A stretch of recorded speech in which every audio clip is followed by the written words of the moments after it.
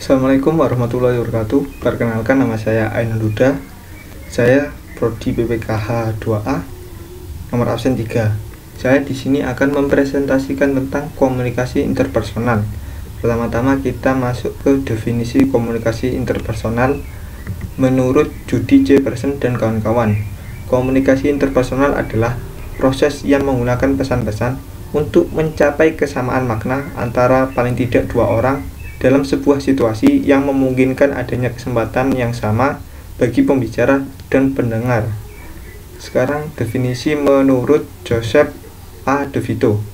Komunikasi interpersonal adalah interaksi verbal dan nonverbal antara dua orang yang saling tergantung satu sama lain, sehingga kita dapat menyimpulkan bahwa komunikasi interpersonal adalah komunikasi yang dilakukan dalam suatu hubungan interpersonal antara dua orang atau lebih, baik secara verbal maupun nonverbal, dengan tujuan untuk mencapai kesamaan makna.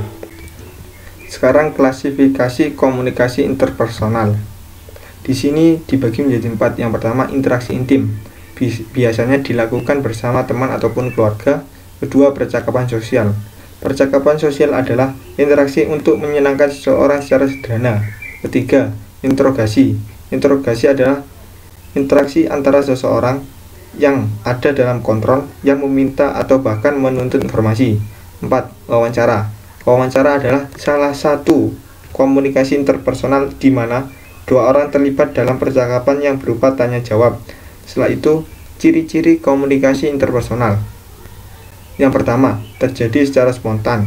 Kedua, mempunyai akibat yang direncanakan maupun tidak direncanakan. Ketiga, arus pesan dua arah.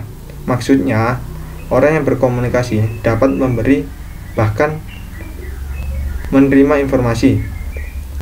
4. Suasana nonformal. Suasana cenderung menghendaki ke arah saling mengakrabkan diri antar komunikator.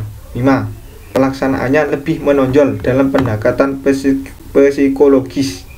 Setelah itu, kita masuk ke tujuan komunikasi interpersonal. Di sini ada 6. Yang pertama, menemukan diri sendiri. Ketika kita sedang berkomunikasi, kita belajar tentang diri kita sendiri maupun diri orang lain. Kedua, menemukan dunia luar.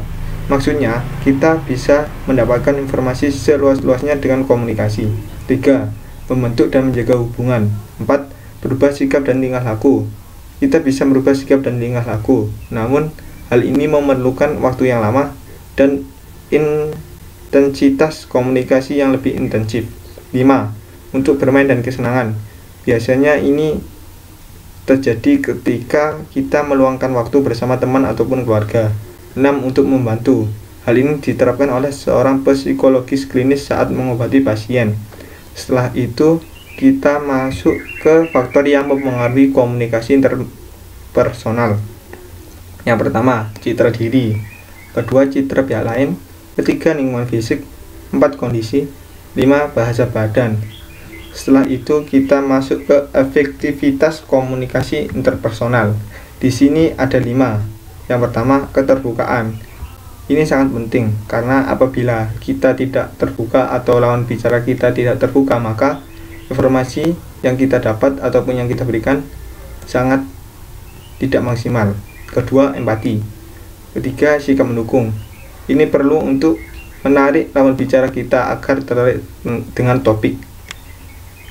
Sikap mendukung ini dapat ditunjukkan dengan beberapa cara. Yang pertama, kita harus lebih deskriptif, kemudian spontan, dan profesionalis.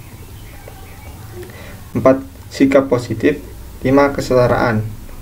Kesetaraan ini juga sangat diperlukan karena apabila kita tidak merasa setara, maka kita akan canggung untuk menyampaikan sebuah informasi. Sekian dari presentasi saya. Apabila ada yang mau ditanyakan, silakan tulis di kolom komentar di bawah.